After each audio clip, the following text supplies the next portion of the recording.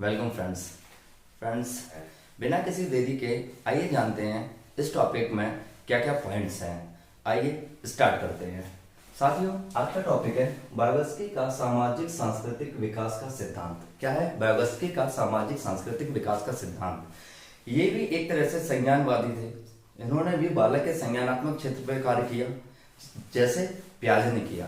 फर्क सिर्फ इतना है, पियाजे ने बताया कि जो बालक का संज्ञानात्मक विकास होता है वो अवस्थाओं के हिसाब से होता है, यानी जैसे जैसे उसकी अवस्था बदलती जाती है बालक का संज्ञानात्मक विकास होता रहता है, उसका मानसिक विकास बढ़ता जाता है। ठीक उसी तरह इन्होंने भी संज्ञानात्मक क्षेत्र में कार्य किया, लेकिन इन्होंने क्या कहा, इन्होंने पियाजे की ठीक उल्टी बात कही।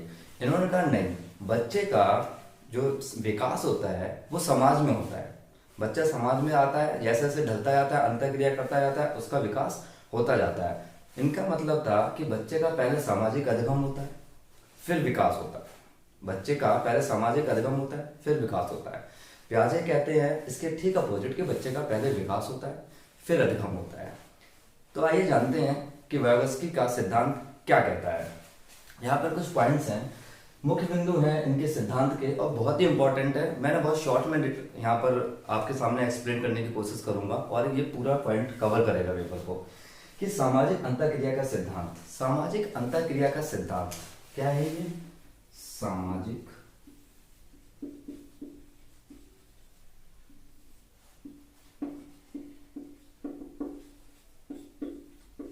अंतःक्रिया का,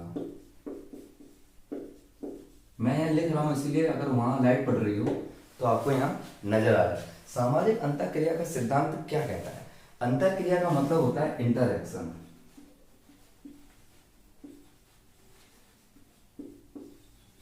इंटरएक्शन मतलब तालमेल कह सकते हो आप, एक दूसरे से मिलना जुलना।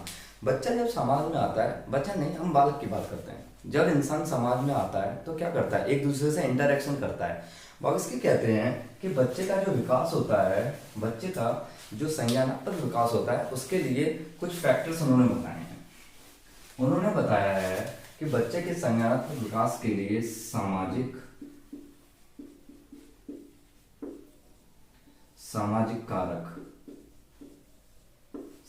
कारक और भाषा, ये फैक्टर है। सामाजिक कारक और भाषा, ये दो बच्चे के संज्ञानात्मक विकास के लिए बहुत ही इंपॉर्टेंट है। ये एक यंत्र का कार्य करते हैं, टूल का कार्य करते हैं। और उन्होंने बताया बच्चा समाज में आता है, जिस संस्कृति को वो सीखता है, जिस संस्कृति या जिस परिवेश में वो रहता है उसकी संस्कृति को सीखता है और उसके द्वारा उसका डेवलपमेंट होता है।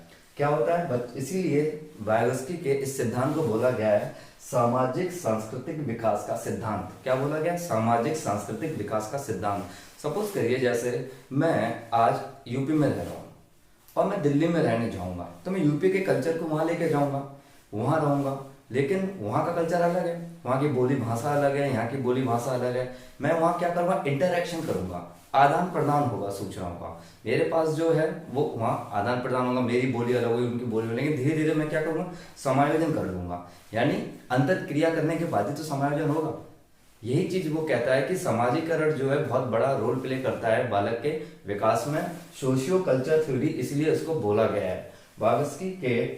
वाइगोत्स्की के सामाजिक सांस्कृतिक विकास का सिद्धांत सीधे सीधे कहता है कि बालक का संज्ञानात्मक विकास जो है वो सामाजिक कारक और भाषा के माध्यम से होता है। यानी संस्कृति क्या क्या इंपॉर्टेंट है इसमें, तो मैं बताऊं आपको। अगर कोई पूछता है कि बालक के विकास में वाइगोत्स्की ने क्या क्या बोला है, तो अगर कहीं क्वेश्चन में आता है समाज,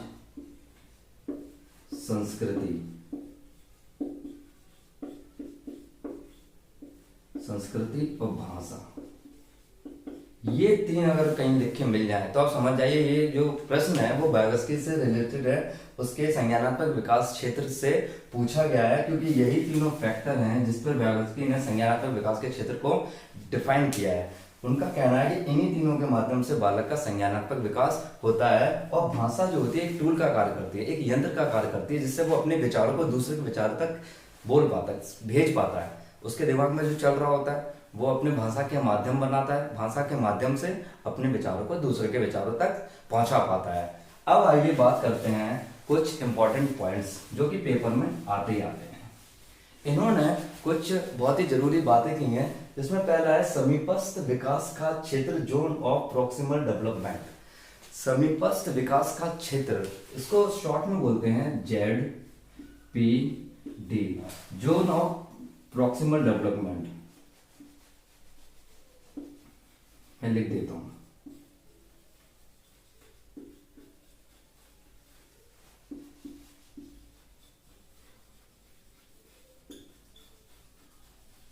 जोन ऑफ प्रॉक्सिमल डेवलपमेंट, यानी प्रॉक्सिमल का मतलब होता है समीप, समीप पास का। जोन ऑफ प्रॉक्सिमल डेवलपमेंट का मतलब क्या होता है, इसका मतलब ये होता है कि ये वो क्षेत्र होता है जहां बालक बिना किसी की मदद के वो कार्य नहीं कर सकता है, तब वो क्रिएट होता है, उस क्षेत्र को कहते हैं जोन ऑफ प्रॉक्सिमल डेवलपमेंट। यानी जो कार्य करता है और जो कार्य नहीं कर सकता है उसके बीच का क्षेत्र होता है ये। जैसे सपोज कीजिए आई कैन डू, बच्चे, अभी स्थिति क्या है, बच्चा ये कर सकता है, और बच्चा आई कैन नॉट डू, मैं ये नहीं कर सकता हूं। बच्चे को यहां से यहां पहुंचाने के लिए, बच्चा भी जिस काम को नहीं कर सकता था लेकिन इस क्षेत्र में जाता है, बच्चा जिसको नहीं कर सकता है उसको जब करने लगता है, तो ये जो अंतर होता है ये कहलाता है आपका ZPD। यहां से यहां तक की जो यात्रा करता है, ये जो अंतर होता है ये क्या कहलाता है आपका ZPD। अब आइए, फिर मैंने आपको ZPD समझा दिया, ZPD समझाया, जोन ऑफ प्रॉक्सिमल डेवलपमेंट, जिसको कहते हैं समीपस्थ विकास का क्षेत्र, zone of proximal development area to do with the help. ये वो क्षेत्र होता है वो बिना हेल्प के नहीं पहुंच सकता बच्चा इस क्षेत्र में, किसी न किसी की उसे हेल्प की जरूरत होती है। अब बात करते हैं MKO क्या है, मोर नॉलेज विल अदर्स, अन्य से ज्यादा जानकारी, मोर नॉलेज विल अदर्स, ये इंपॉर्टेंट पॉइंट है। मोर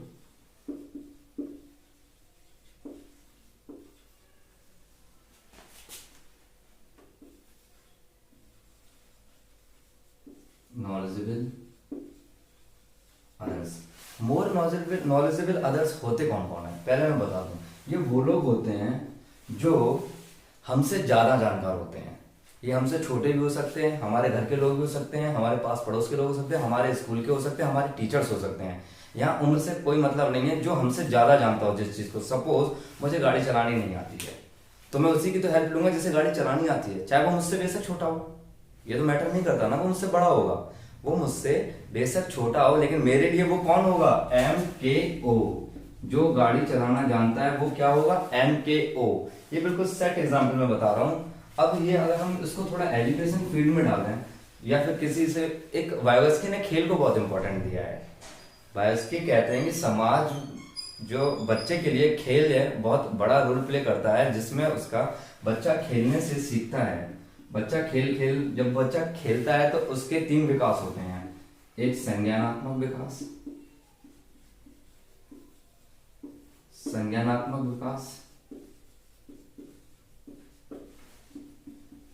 भावात्मक,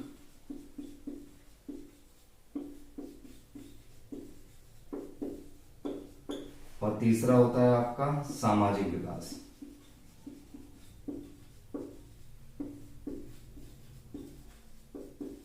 ये किसके माध्यम से होते हैं, खेल के। बच्चा जब खेलता है तो उसके 3 विकास होते हैं। तो अगर हम इसको खेल से अगर रिलेट करते हैं, तो जैसे सपोज करो मुझे क्रिकेट खेलना अभी नहीं आता है, और मुझे उस बंदे से मिला दिया जाए जिसको क्रिकेट खेलना आता है। अगर ए को क्रिकेट खेलना नहीं होता, ये मैं हूं, और मैं बी के पास जाता हूं, ये अच्छा क्रिकेट खेलता है, मैं इससे कहता हूं मुझे क्रिकेट खेलना सिखा दो। अगर ये मुझे अच्छी बैटिंग सिखा देता है, मुझे सपोर्ट कर देता है, तो ये कौन होगा मेरे लिए, बी हो गया आपका MKO। क्या हो गया बी, MKO, मोर नॉलेजेबल अदर्स, ये मेरे लिए MKO हो गया। ठीक है, एक बच्चे के लिए उसका टीचर MKO होता है, बच्चे को हासिल के सवाल नहीं आते।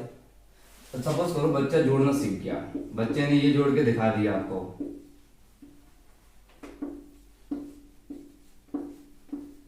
बच्चे ने जोड़ दिया, आपने बच्चे को ये सिखा दिया। लेकिन आपने बच्चे को ये तो सिखा दी, जैसी बात यहां पर आ गई बच्चा परेशान हो गया। आपने क्या हासिल वाले ये क्या होते हैं, फिर क्या हुआ, वो आपसे पूछेगा सर हासिल वाले, आपने बच्चों को हासिल वाले सिखाए। कहते नहीं बच्चों को निर्देशन की जरूरत होती है, डायरेक्शन की जरूरत होती है। आपने बच्चों को एक बार समझा दिया कि बेटा ये ऐसे ऐसे करते हैं और ऐसे ऐसे करते जाओ, फिर बच्चा नेक्स्ट टाइम खुद से करने लगेगा वो। क्यों? क्योंकि आपने उसके लिए MKO का काम कर दिया। ठीक है, आप कौन हो गए? MKO। जो व्यक्ति हमें सिखाता है, चाहे वो हमसे उम्र में छोटा हो चाहे वो बड़ा हो, हम उसको क्या बोल सकते हैं बायोस्की के according? MKO, more knowledgeable others. अब बात करते हैं स्कैफोल्डिंग। स्कैफोल्डिंग एक तरह की सहायता है, ये अभी मैं टर्म्स क्लियर कर रहा हूं। सहायता ये कैसी है? स्कैफोल्डिंग अस्थाई, एक तरह की सहायता है, अस्थाई है, और इसको हम मचान भी कहते हैं, पाण भी कहते हैं, सीढ़ी भी कहते हैं। सहायता क्या? ये एक तरह की सहायता है। स्कैफोल्डिंग का मतलब होता है सहारा देना। सहायता अस्थाई होती है, मचान, पाड़, सीढ़ी, ये नाम होते हैं इनके। ठीक है, अब बात करते हैं, अब मैंने ये आपको समझाया है ZPD, MKO, स्कैफोल्डिंग। अब इसको एक फिगर के थ्रू समझते हैं। सपोज करिए ये होता क्या है, मैं बताता हूं। एक मैं फिगर ड्रॉ करता हूं,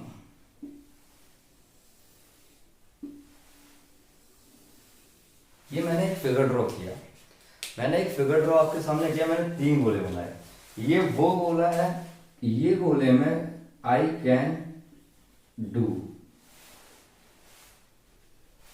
कैन डू, ये वो क्षेत्र है जो मैं कर सकता हूं, मेरे लिए आसान क्षेत्र है, यानी इस क्षेत्र में ये मैं कर सकता हूं। ठीक है, ये बच्चा कर सकता है। और ये क्षेत्र है जो इसको बच्चे को नहीं आता, तो यहां क्या करेगा, कोई व्यक्ति इसको सहारा देता है। जब कोई व्यक्ति इसको सहारा देगा तो ये सहारा जो होगा आपका क्या कहलाएगा? स्कैफोल्डिंग।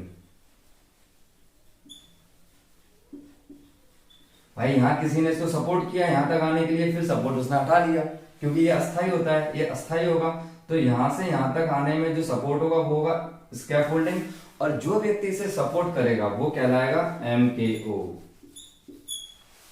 समझने की कोशिश कीजिए, बहुत सिंपल वे में समझा रहे, कई एग्जाम्पल दे डाले मैंने इतनी देर में। स्कैफोल्डिंग जो सपोर्ट यहां से यहां तक आने में लगेगा, इसे इस बच्चे को ये इस क्षेत्र में बच्चे ये चीजें बच्चों को आता है, इस गोले के अंदर का सारा उसको इस गोले पे जाना है, यानी जो चीजें उसकी पहुंच से बाहर है, तो क्या होगा, उसको एक सपोर्ट लेना पड़ेगा किसी का।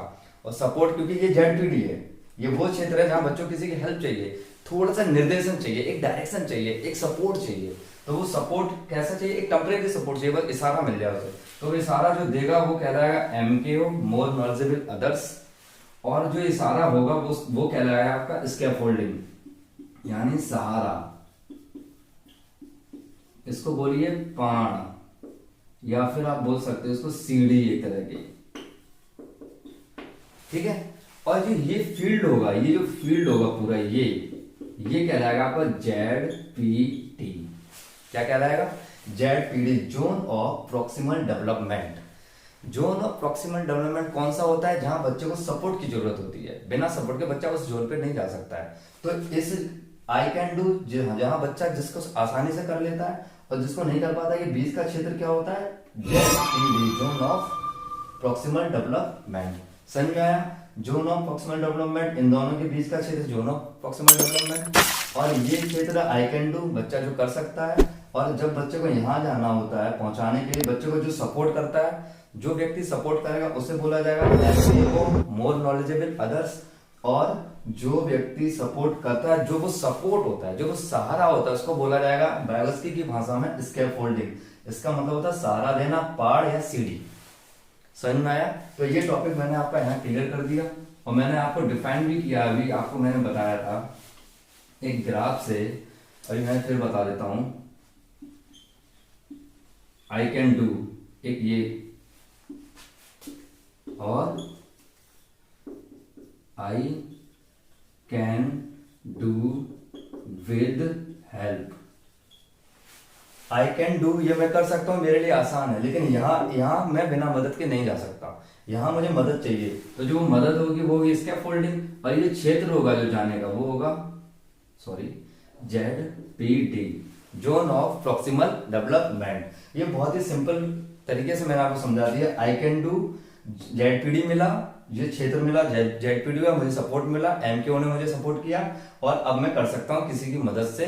मैंने ये सीख लिया, और ये मदद कैसी है? टेम्परेरी, अस्थाई। ठीक है। अब यहाँ पे Vygotsky ने कुछ स्पीच की बात की है।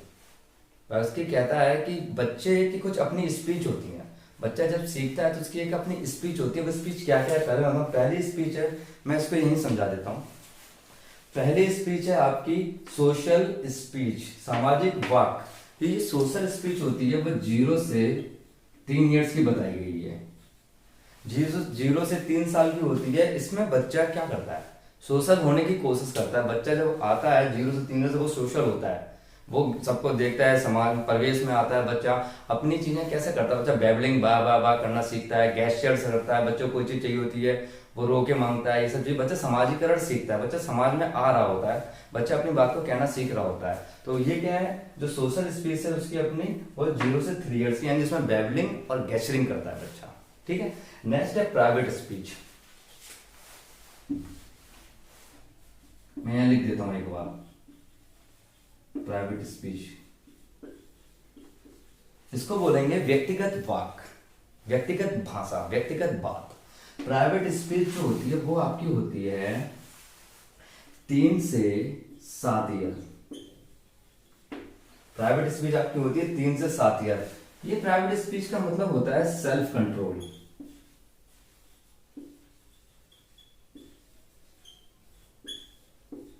सेल्फ कंट्रोल के लिए होती है ये स्पीच किस लिए होती है? सेल्फ कंट्रोल के लिए होती है। इसमें बच्चा स्वयं को नियंत्रित करता है। बच्चा क्या करता है? बच्चा जो जब कोई काम कर रहा होता है, अपने आप को डायरेक्शन देता है, तो वो बात कर रहा होता है अपने आप से। जैसे बच्चा खेल रहा है, बच्चा अगर कोई गेम प्लान कर रहा होगा, तो वो गाड़ियां बहुत सारी बच्चों को दे, फिर वो खेलेगा। तो ऐसे करेगा, हट जाओ गाड़ी आ रही है, हट जाओ, और ये टक्कर लग जाएगी, और ये इसको टक्कर लगी, यहाँ से निकल गई। आप देखना बच्चों को, बच्चे की अपनी प्राइवेट स्पीच होती है। वो क्या कर रहा था? अपने आप को डायरेक्शन दे रहा है। बच्चा कोई काम करने आएगा तो वो बोलेगा अपने आप से, उसको अंदर सोचना भी नहीं आता है। तो ये क्या होगी? Private speech. ये बहुत इंपॉर्टेंट है, इस पे क्वेश्चन आता ही आता है। प्राइवेट स्पीच का मतलब हो जाए तो समझ जाओ ये टर्म किससे रिलेट करता है? Vygotsky से। Vygotsky ने इसको प्राइवेट स्पीच को बहुत इंपॉर्टेंट माना है। बच्चा यहाँ से निर्देशन देना शुरू करता है अपने आप को, लेकिन बच्चा मन में नहीं कर पाता, ये काम बोल बोल के करता है। बोलता रहेगा, कुछ ना कुछ बड़बड़ाता रहेगा, बच्चा अपने आप को डायरेक्शन देता रहता है काम के लिए। तो ये 3 वर्ष से 7 वर्ष तक माना गया है इसे। ये कब तक स्पीच रहती है? 3 वर्ष से 7 वर्ष तक। इसको प्याजे इसी स्पीच को अहम केंद्रित अवस्था बताता है, खुद में अहम केंद्रित अवस्था। ठीक है। लास्ट है आपका इंटरनल स्पीच, आंतरिक वाक। इंटरनल स्पीच, चलो मैं इसे हिंदी में लिख देता हूं। आंतरिक वाक। आंतरिक वाक जो होती है 7 वर्ष से ऊपर, फिर पूरी जिंदगी। 7 वर्ष से ऊपर फिर सो जब तक आप जिंदा है। इसमें क्या होता है? जब इसके बाद अब स्टेज, ये 7 वर्ष के ऊपर क्या होता है? फिर उसके अंदर एक कंट्रोल आता है, अंदर ही अंदर सोचने की क्षमता। वो अपने आप को डायरेक्शन तो दे रहा है, लेकिन वो अंदर ही सोचना शुरू कर देता है किसी जगह। जैसे आप कोई प्लानिंग कर रहे होते हो, आप सोचिए अपने बारे में, या हम लोग कोई प्लानिंग कर रहे होते तो मन ही मन सोच लेते हैं। अब यार मन में सोच लिया, ऐसा करते हैं, वहाँ जाते हैं, यहाँ फिर वहाँ से यहाँ रुकेंगे, थोड़ी देर ज़्यादा लेट हो जाएगा घर पहुँचने में, 5 मिनट लेटेंगे, फिर निकल जाएंगे। आपने जो प्लान किया, ये मैं बोल के बता रहा हूँ, लेकिन ये प्लान आपने माइंड में सेट कर लिया, सामने वाला बैठा उसे पता ही नहीं है, आपने प्लान कर लिया है। ये क्या होगी? आंतरिक वॉक। तो ये स्पीच हमेशा चलती है फिर 7 ईयर्स के बाद। लेकिन सबसे इंपॉर्टेंट स्पीच आपकी कौन सी है? प्राइवेट स्पीच, जिसमें बच्चा सेल्फ कंट्रोल, अपने आप को निर्देशन कंट्रोल करता है, निर्देश देता है, और क्या करता है? अपने आप को कंट्रोल में रखता है बोल बोल के। तो ये कौन सी स्पीच होगी? Private speech. बहुत इंपॉर्टेंट है, जो कि 3 से 7 वर्ष तक मानी गई है। प्राइवेट स्पीच आप बिल्कुल मान लीजिए, क्वेश्चन इससे बनते ही बनता है। जो सामाजिक अंतःक्रिया, जहां पर अंतःक्रिया आ जाए, ये ऐसा वर्ड है ना,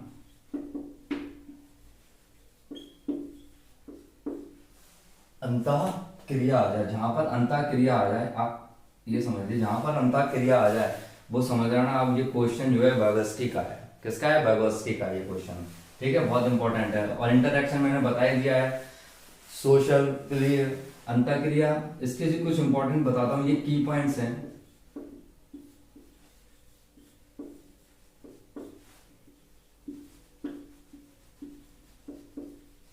समाज, संस्कृति, भाषा, ये बहुत इंपॉर्टेंट है। जेडपीडी,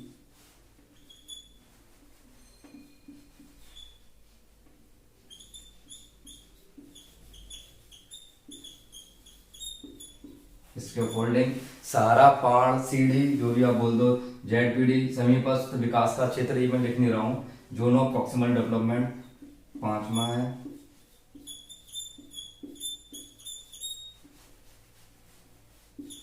MKO, अधिक जानकार, आपसे अधिक जानकार, चाहे वो उम्र में छोटा हो या बड़ा हो, पड़ोसी अड़ोसी घर में सब लोग, ये सब अधिक जानकार। 6वां है आपका प्राइवेट स्पीच।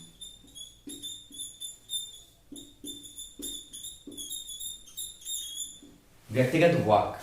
साथियों, मैंने आपको ये वायोगस्की का ये जो टॉपिक था बहुत ही इंपॉर्टेंट है। वायोगस्की का सामाजिक सांस्कृतिक विकास का सिद्धांत मैंने आपको फुल्ली एक्सप्लेन कर दिया आपके सामने। आपसे उम्मीद करता हूँ आपको वीडियो पसंद आया होगा। वीडियो को बार बार देखिएगा, वीडियो को लाइक कीजिएगा, वीडियो शेयर कीजिएगा। फिर मिलते हैं आपको नेक्स्ट टॉपिक में।